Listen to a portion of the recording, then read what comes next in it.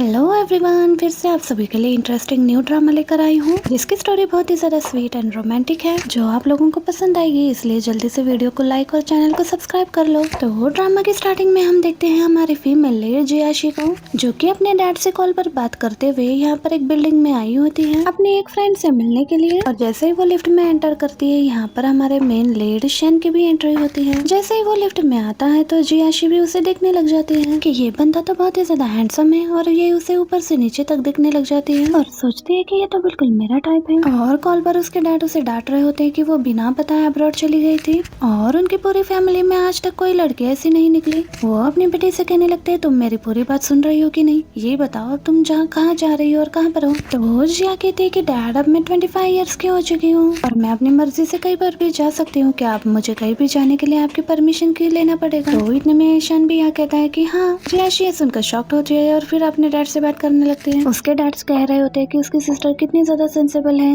और वो है कि अच्छे से उनकी बात भी नहीं सुनती है। तो जियाशी कहने लगती है कि जब मॉम मुझे कंट्रोल नहीं कर पाई तो क्या आपको लगता है कि इस दुनिया में कोई भी मुझे कंट्रोल कर पाएगा। तो इतने में फिर से शन यहाँ पर हाँ बोलता है। अब जियाशी मन में सोचने लगती है कि पहली बार कोइंसिडेंस हो सकता है, लेकिन लगता है कि ये बार बार मुझे टारगेट करने के लिए ऐसा बोल रहा है, फंसाने के लिए बोल रहा है। तो जियाशी के डैड कहने लगते हैं कि जब तक तुम्हारी शादी नहीं हो जाती मुझे पूरा हक है तुम्हें कंट्रोल करने का। और देखो कल तुम्हारे ग्रैंड माँ ने तुम्हें घर पे बुलाई है क्योंकि उन्होंने तुम्हारे लिए कोई लड़का ढूंढा है। तो जियाशी कहने लगती है कि ये ब्लाइंड डेट्स वगैरह मुझे बिल्कुल पसंद नहीं है, ये कितना प्रॉब्लम वाला काम होता है। इससे अच्छा यही है कि मैं सड़क पर जाते हुए किसी भी लड़के को ढूंढ लूं और उसे लेकर आ जाऊं, क्या ये मैं कर सकती हूँ। और शैन इस बार भी हाँ बोलता है और जिया को लगता है कि वो उसी को ही बोल रहा है। और इतने में शैन अपने ईयरपॉड्स निकाल कर बोलता है कि क्या तुम्हें कुछ चाहिए। ये देखकर जियाशी जल्दी से उससे सॉरी कहती है और यहाँ से चली जाती है। तो हमें पता चलता है कि शैन यहाँ पर अपने असिस्टेंट से कुछ प्रोजेक्ट रिलेटेड बात कर रहा होता है और तभी वो भी अपना फ्लोर देखकर लिफ्ट से बाहर निकलता है और उसे जियाशी की इयररिंग मिल जाती है।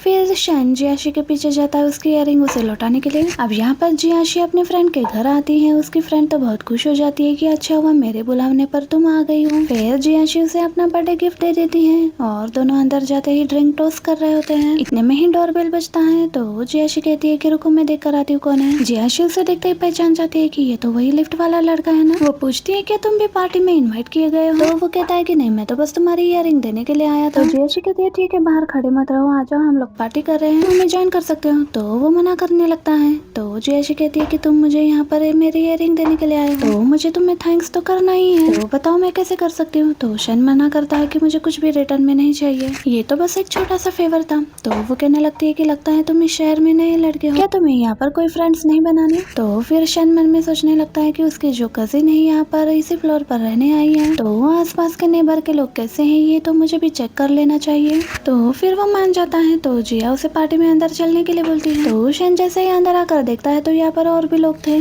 जिया अब अपना हैंडशेक के लिए हाथ आगे बढ़ाती है और उसे अपना नाम बताती है और अपनी क्वालिटीज के बारे में बताते हुए उसे फ्लर्ट करने लगती है। तो शन भी उसे अपना नाम बता के हैंडशेक कर लेता है। तो जियाशी कहने लगती है कि तुम मेरे हेयरिंग बनाने में मेरी हेल्प कर दो। तो शन मना करने लगता है कि ये सही नहीं है और फिर वो अपना बैठ जाता है। तो जियाशी कहने लगती है कि ठीक है फिर मैं खुद ही पहन लेती हूँ। वो आईने में देखकर अपना इयररिंग पहन रही होती है तभी शन उसे देखने लग जाता है। जियाशी भी जैसे उसे देखती है तो वो अपनी नजरें हटा लेता है। जियाशी ये देखकर स्माइल करने लगती है और उसे कहती है कि क्या तुम ड्रिंक करना चाहोगे। तो शन उसे मना कर देता है। तो वो कहती है कि क्या तुम डर रहे हो कि मैं तुम्हारे ड्रिंक में कुछ मिला दूंगी। और ऐसा बोलते ही वो गलती से स्लिप होकर शन के ऊपर गिर जाती है और सोचती है कि मैंने नीचे देखा क्यों नहीं था। तभी शन उसकी केयर करते हुए पूछने लगता है कहीं तुम्हें चोट तो नहीं लगी। तो जियाशी यहाँ पर उस पर हाथ रखते हुए कहने लगती है कि नहीं मुझे कहीं चोट नहीं लगी। तो फिर शन कहने लगता है कि तो फिर लड़की फिर हटो मेरे ऊपर से। तो जियाशी कहने लगती है कि अब भी तो मैंने तुम्हें अपना नाम बताया था ना, तुम फिर से मेरा नाम बोल। अगर तुम चाहते हो कि मैं तुम्हारे ऊपर से हटूं तो पहले तुम्हें मेरा हाथ भी तो छोड़ना पड़ेगा। तो फिर शन यहाँ पर उसे उठाकर यहाँ पर बैठा देता है और फिर उसे कहने लगता है कि मुझे दूसरों के साथ फ्लर्ट करना बिल्कुल भी पसंद नहीं है और खास तौर पर मैं ऐसे टाइप का बंदा नहीं हूँ जो टाइम पास के लिए अनहेल्दी रिलेशनशिप रखे। तो तुम एक गलत पर्सन को ढूंढ रही हो। ऐसा बोलकर वो तुरंत यहाँ से चला जाता है और फिर शन बाहर जाकर बाजू वाले घर की डोरबेल बजाता है जहाँ पर उसकी कजन बाहर निकलती है और फिर कहती है कि क्या तुम खाली आता है। और फिर ये दोनों घर के अंदर चले जाते हैं। ये देखकर जियाशी समझने लगती है कि शायद उसके पहले से ये गर्लफ्रेंड है। पहली बार मुझे कोई लड़का पसंद आया और पहली बार ही मैंने किसी को ऐसे सेडिस किया और रिजेक्ट भी हो गई।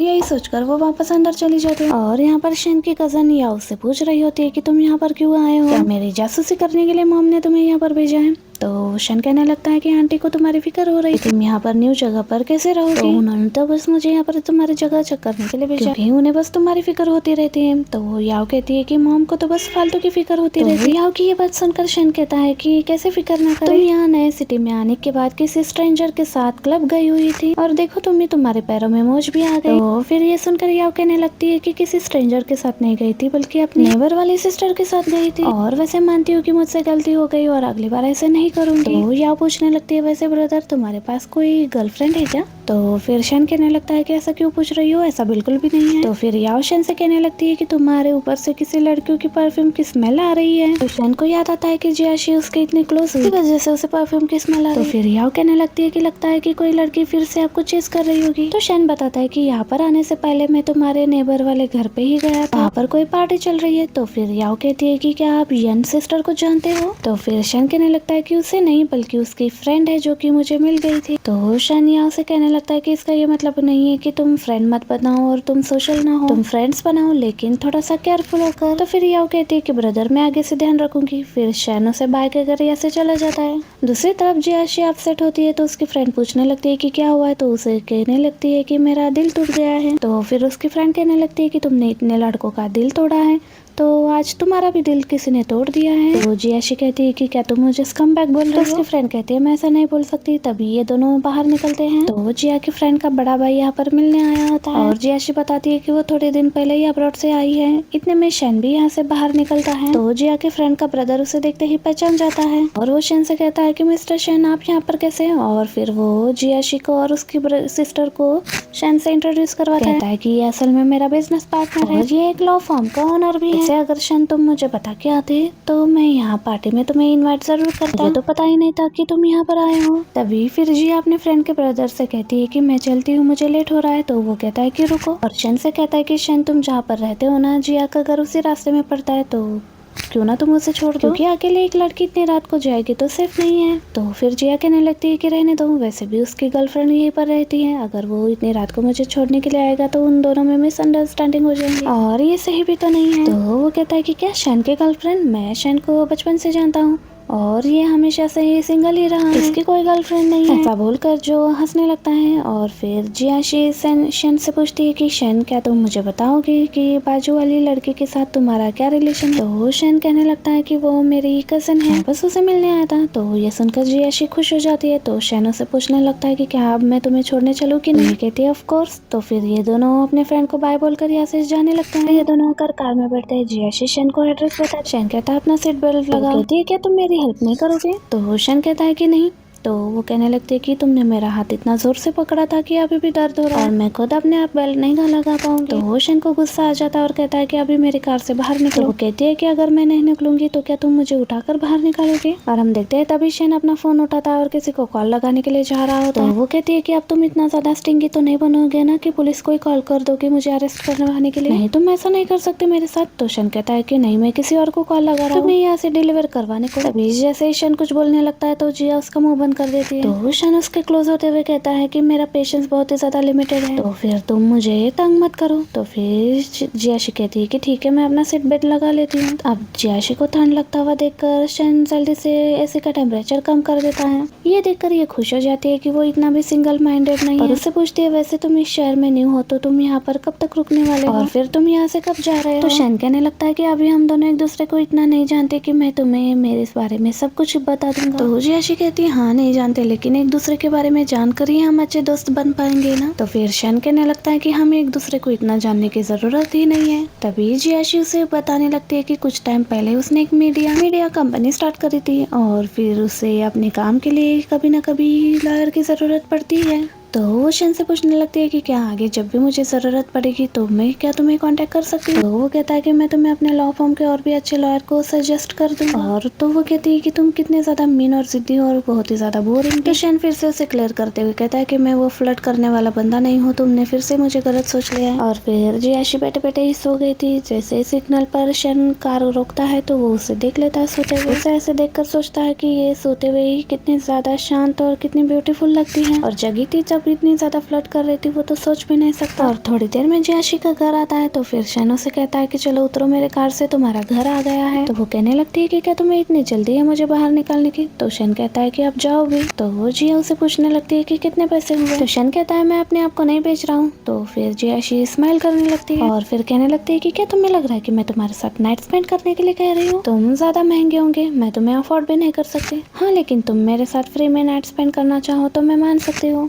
शायन अब उस पर गुस्सा होने वाला होता है तो जियाशी कहने लगती है कि मैं तो बस तुम्हें यहाँ पर मुझे छोड़ने का फीस पूछ रही थी। तो वो कहता है कि पैसे देने की जरूरत नहीं है, तुम वैसे भी मेरी कजन की नेबर हो। तो जियाशी कहती है कि नहीं ऐसा नहीं चलेगा, हम कौन सा एक दूसरे को जानते हैं, तो फिर पैसे देने तो पड़ेंगे, लाओ अपना नंबर मुझे दे दो, मैं तुम्हें पैसे ट्रांसफर कर देती हूँ। शायन कहता है कि तुम्हें इतना ही देना है तो मेरी कजन को दे दो। जियाशी कहने लगती है कि मेरे पास उसका नंबर नहीं है, तो चलो आप जल्दी दे दो। तो फिर शन को ना चाहते हुए भी अपना नंबर देना पड़ता है और फिर जियाशी उसे अपना थैंक यू बोलकर यहाँ से चली जाती है और फिर इतने में उसे 250 युआन भी सेंड कर देते हैं। घर आने के बाद हम देखते हैं कि जियाशी शन के बारे में सारी इन्फॉर्मेशन चेक करा रही होती है। तो उसे बस इतना ही पता चलता है कि वो एक लॉ फर्म कंपनी चलाता है और थोड़ी बहुत उसकी नॉर्मल इन्फॉर्मेशन है। वो सोचती है कि उसके प्राइवेट लाइफ के बारे में यहाँ पर तो कुछ भी इन्फॉर्मेशन नहीं है, ना ही उसके फैमिली के बारे में, तो उसे वो और इंटरेस्टिंग लग रहा होता है और वो सोचती है कि इसकी आइडेंटिटी तो कितनी ज्यादा मिस्टीरियस है।